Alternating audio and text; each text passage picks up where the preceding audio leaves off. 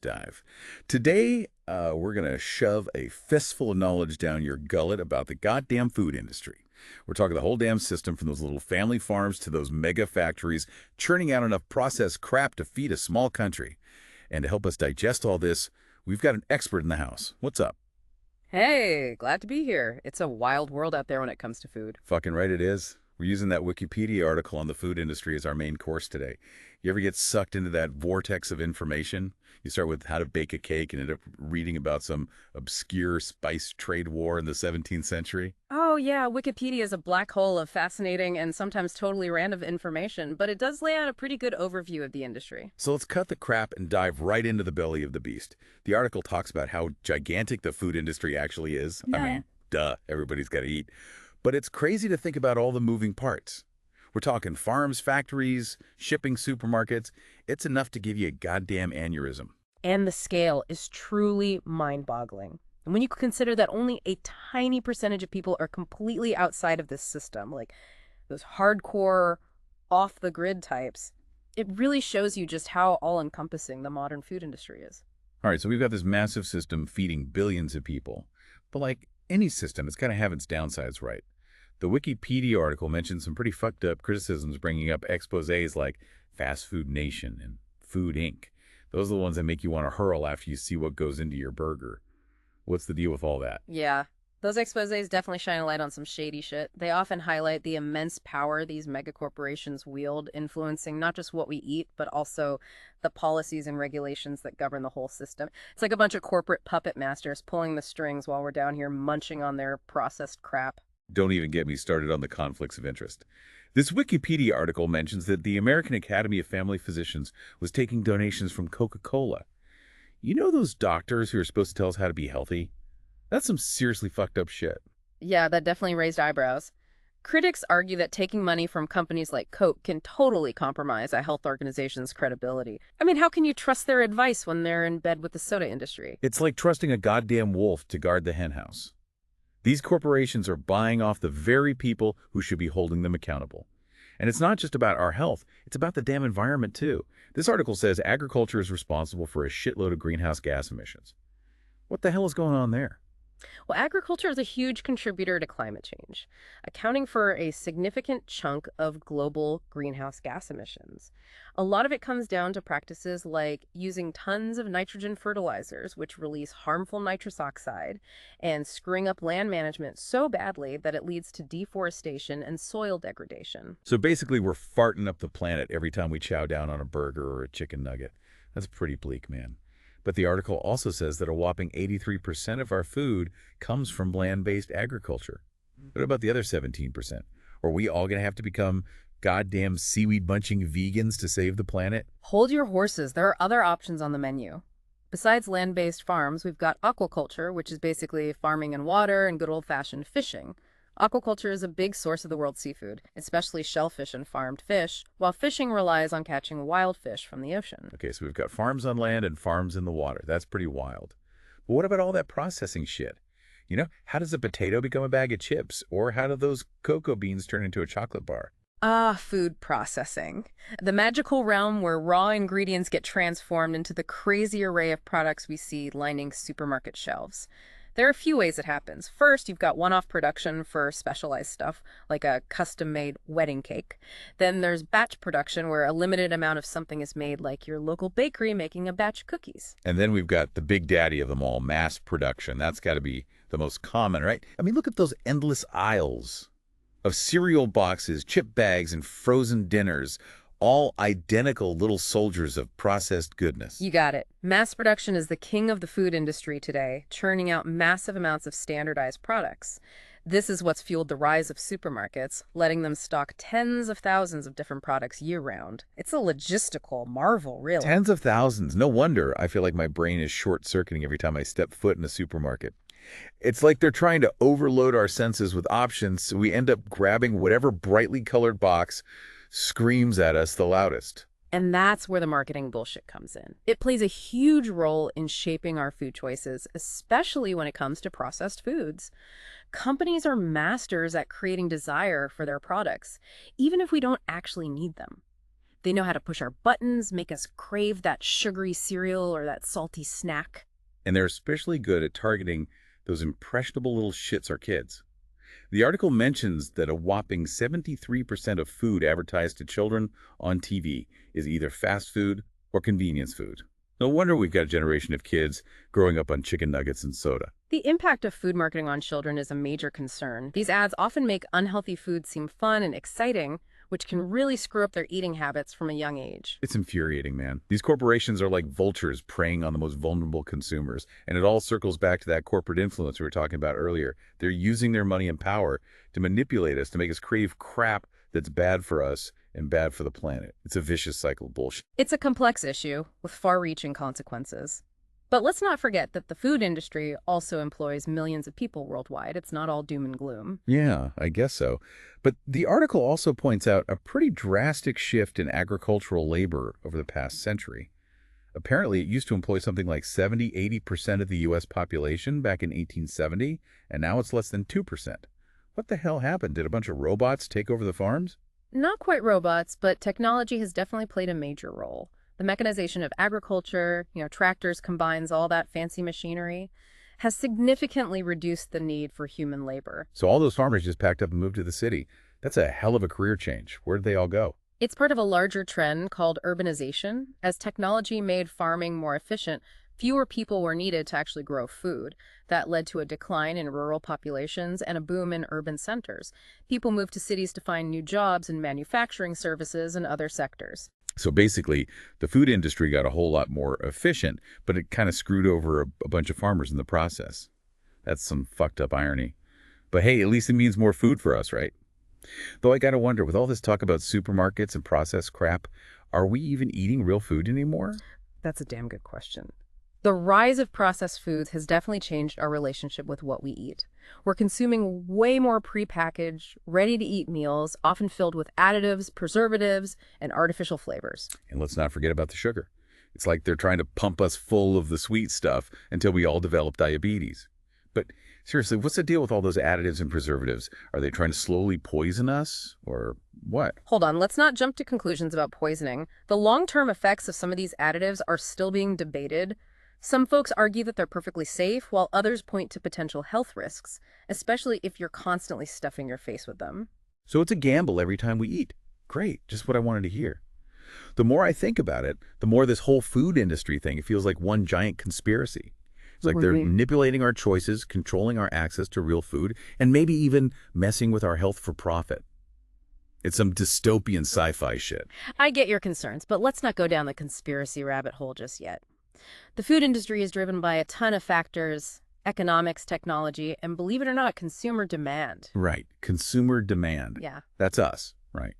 So maybe we're not totally powerless in this whole mess.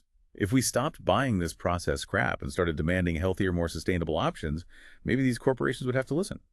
You're absolutely right. Consumer preferences have a massive impact on the market. If more people start demanding organic produce, locally sourced ingredients, or healthier processed foods, companies will have to adapt or get left behind. So it's not all doom and gloom. We can actually vote with our wallets and make a difference. That's actually pretty empowering. But where the hell do we even start?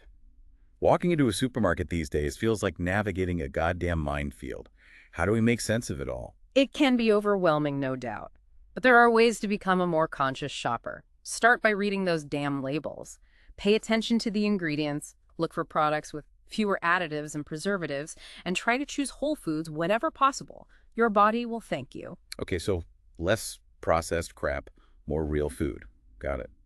But what about all this talk about sustainable practices? What the hell does that even mean? Do I need to start composting my leftovers and raising chickens in my backyard? Sustainable practices are basically ways of producing and consuming food that don't screw over the planet for future generations.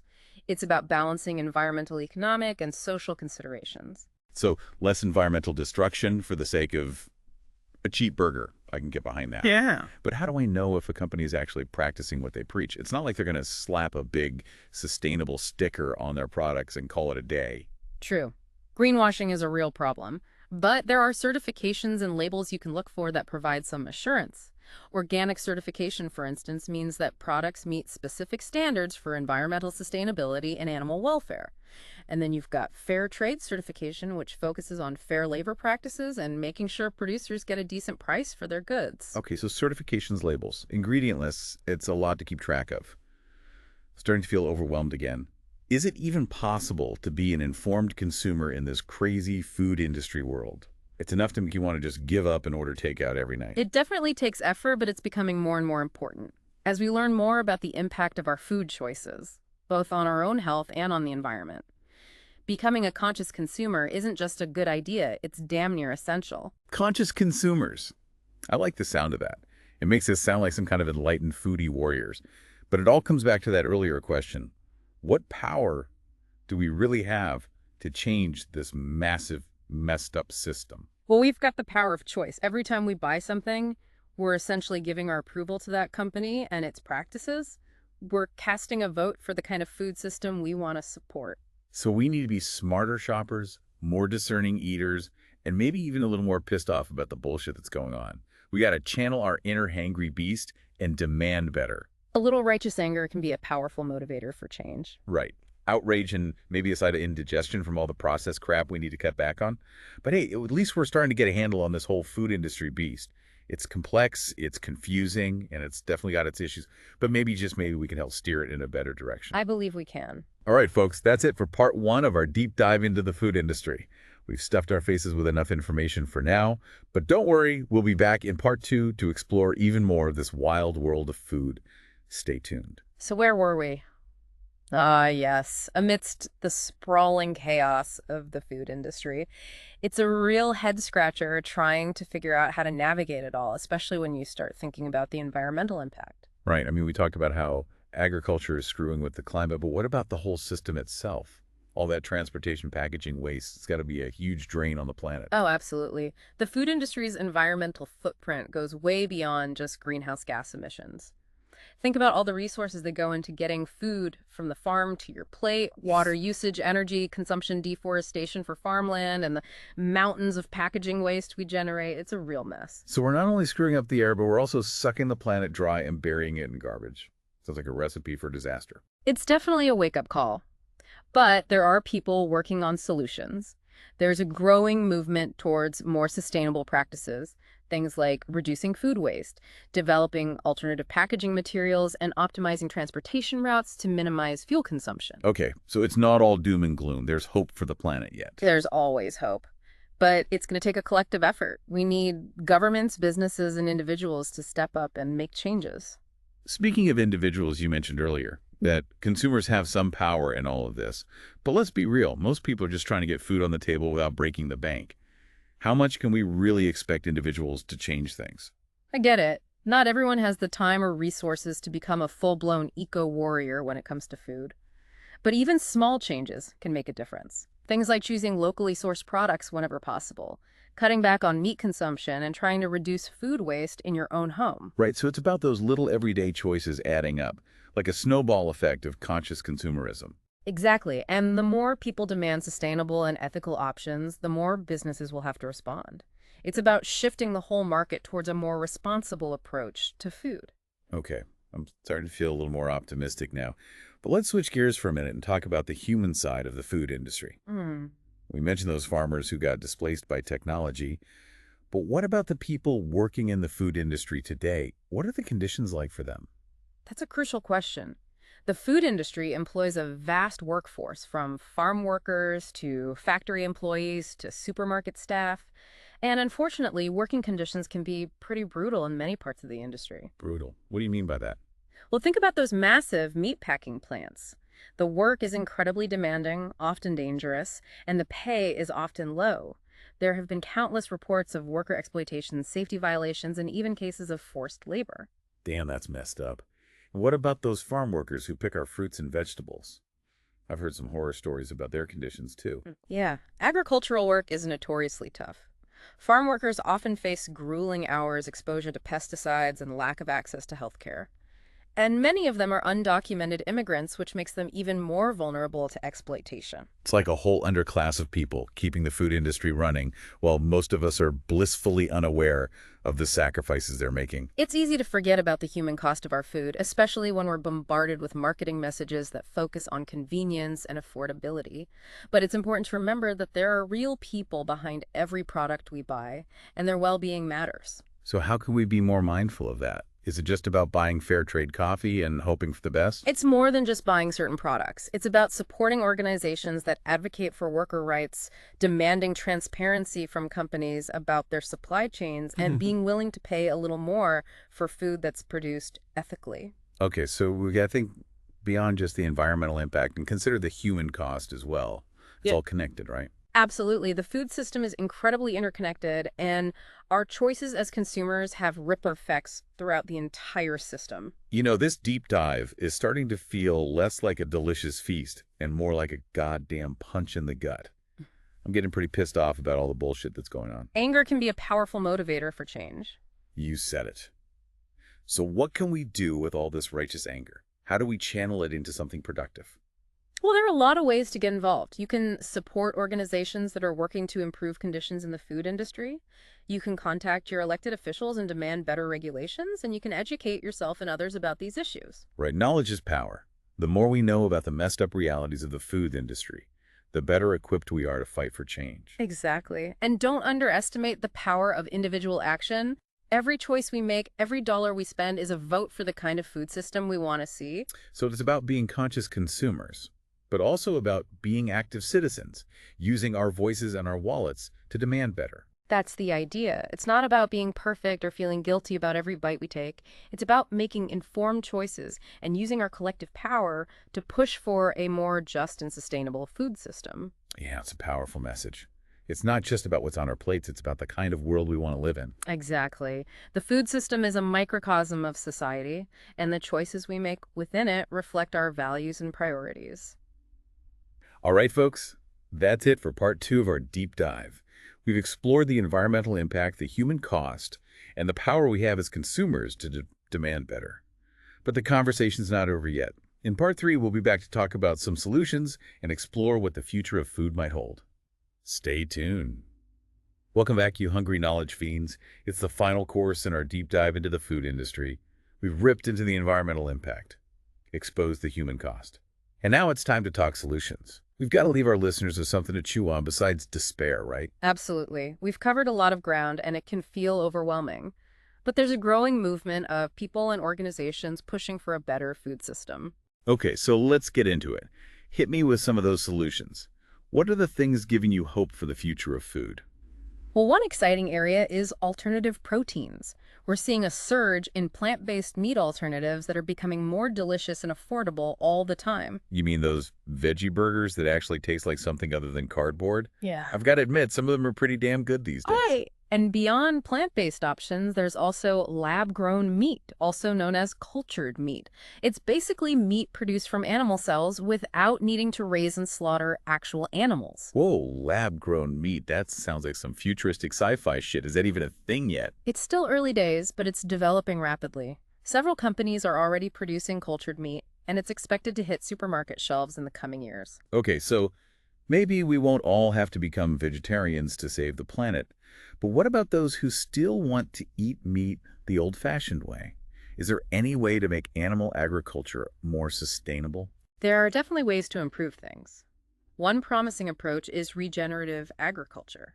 It focuses on practices that rebuild soil health, increase biodiversity, and sequester carbon from the atmosphere. So it's like farming in a way that actually helps the environment instead of screwing it up. That's the idea. Practices like rotational grazing, cover cropping, and no-till farming can help improve soil fertility, reduce erosion, and enhance water retention. Sounds pretty damn good. But is this something that's catching on? Are farmers actually adopting these practices? It's gaining momentum. More and more farmers are realizing that regenerative agriculture is not only good for the planet, but also good for their bottom line. It can lead to healthier crops, reduced input costs, and greater resilience to climate change. Okay, so we've got alternative proteins and regenerative agriculture. What else is on the menu of solutions? Another key area is reducing food waste. Did you know that roughly one-third of the food produced globally is wasted? That's a massive amount of resources going down the drain. One-third. Damn, that's insane. What can we do about that? I'm pretty sure my fridge is a graveyard of forgotten leftovers. We can all start by being more mindful of what we buy and how we store food. Proper meal planning, using leftovers creatively, and composting food scraps can make a big difference. And there are also initiatives to redirect surplus food from supermarkets and restaurants to food banks and shelters. So it's about individual action, but also about systemic changes to prevent waste in the first place. Exactly. We need to address food waste at every stage of the supply chain, from production to distribution to consumption. All right, I'm starting to feel like there's actually some light at the end of this tunnel.